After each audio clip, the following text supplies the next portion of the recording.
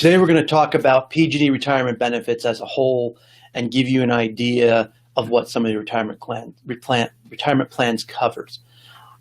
This is Marathon Retirement Planning, so stay tuned.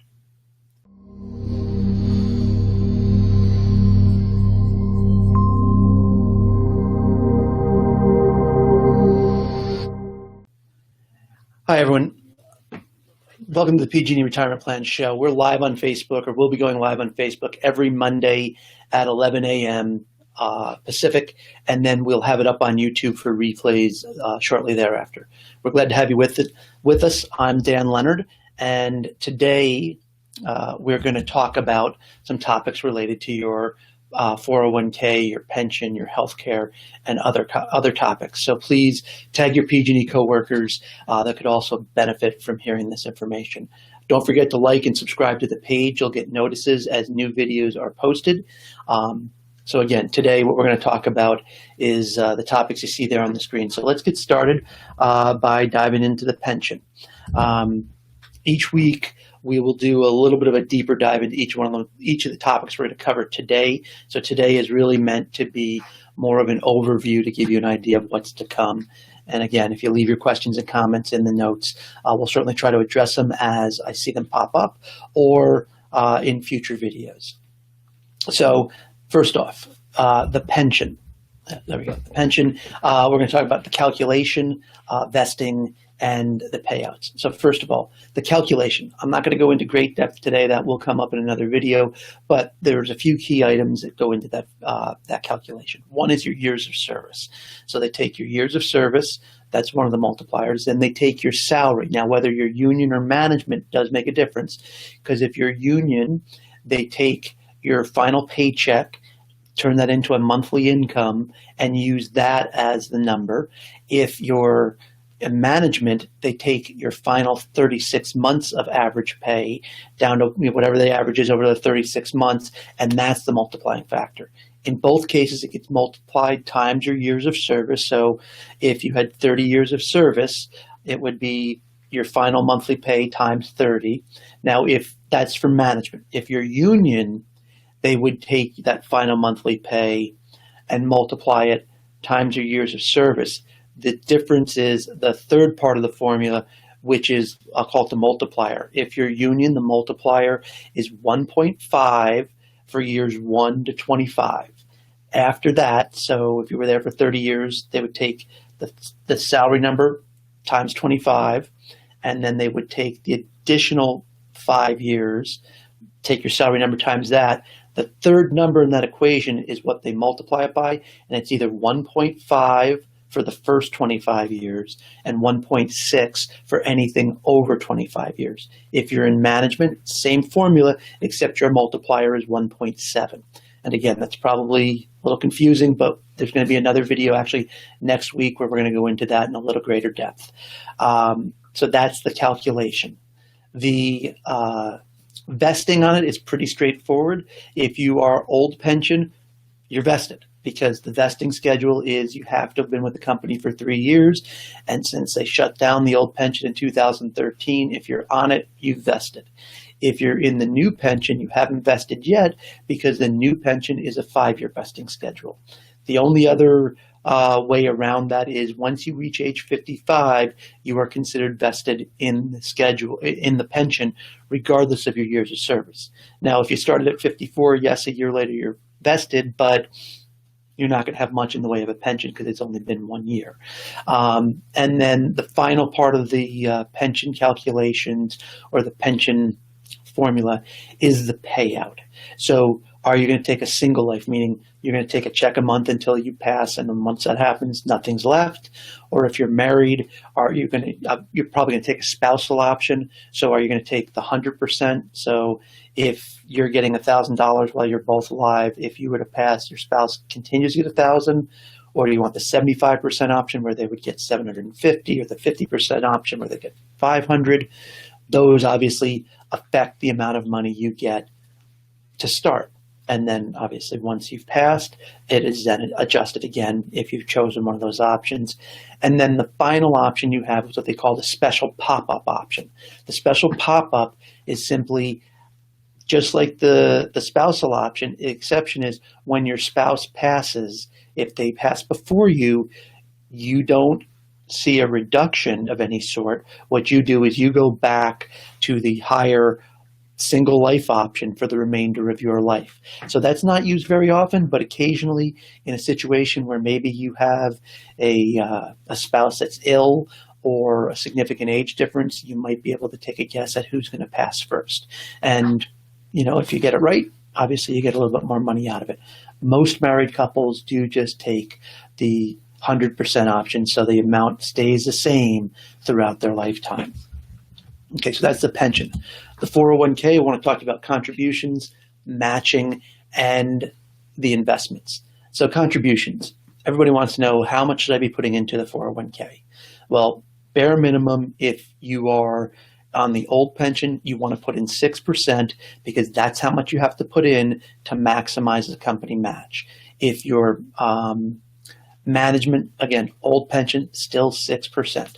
If you're new pension, you want to put in 8% because it's 75% of the first 8%, whether you're union or management, is the company match if you're on the new pension. If you're on the old pension, the matching is for union, 60% of the first 6%, and if you're management, it's 75% of the first 6%. So that's how the matches work. Back to the contributions for 1 second. The 6 or 8% is kind of the starting place. Obviously, it'd be great if everybody could max out and put in the 18,000 or 24,000 if you're over the age of 50, but not everyone's there. So one question I get asked a lot is, how do I get there? And the simple answer is, when you get your raise, generally it's 3%, what you're going to do is, instead of taking all 3% and just put it in the bank, increase your 401k by 1% a year. And then that way, when the raise comes through, your paycheck goes up, but so does your contribution to the 401k. And it may take a while, but over time, if you're at 6 and then you go to 7 and 8 and 9 and 10, that's how it gets done for most people over time. And it's not as painful that way. The final part is the investments. Now, as you're probably aware, you have the target date funds ranging anywhere from currently 2015 to 2060 in 5-year increments. You also have all of the RSP funds, which are the RSP bond index, the stock index, and those different funds. There's 11 of those. There's 11 of the RSP funds. So that gives you 22 investment options. But there is a 23rd investment option, and that's called brokerage link. And brokerage link is by far, we think, the most dynamic part of the portfolio, because what that does is it opens a door to over 10,000 more mutual funds that you can invest in. It's a separate account. You have to move money into it, but that's one of the things that here at Marathon Retirement Planning we help people do, because as you can imagine, if you're having trouble kind of deciphering the 22 funds, if you add 22,000 or 10,000 to them, it's not any easier. So we look at it as 22 funds versus 10,000. With the 10,000 plus funds, we think there's a better opportunity for you to have higher performance. And that's where we come down on the investments, is using brokerage link. So now, you may have seen this before, RMSA, Retiree Medical Savings Account, sometimes called RMSA. What you need to know about that is where the subsidies for your health care comes from. So at the age of 45, PG&E starts to contribute each year. They also will give you a longevity bonus. So if you've been there 15 or 20 or 30 years, there's a longevity bonus that is given to the employee. Now, you can see the next item there, the spousal account. They also make a contribution of $5,000 a year to your spouse. So the employer gives the employee a contribution and the spouse a contribution, both of $5,000. When you come to the time you retire, you get the longevity bonuses, that extra. It could be as much as $23,000, depending on how long you've been with the company, but it can build over time. Your spouse does not get that longevity bonus, but you both get a 4.5% interest accrued to the account each year from the year you turn 46. At the end of that year, each year you get a 4.5% interest on that money that's there. The longevity bonus also includes years before the age of 45. They just don't start making that $5,000 contribution each year until age 45. And then the coverage on it is until you've reached Medicare, they will use that pool of money to contribute or cover up to 55% of your retiree medical savings contributions or premiums.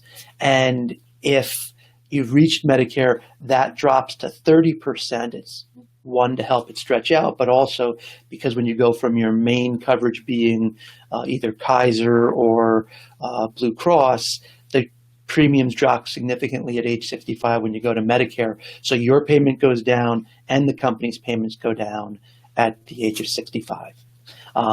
And so that's, again, it's called RMSA, or Retiree Medical Savings. You can find on that in the Benefits Center as well.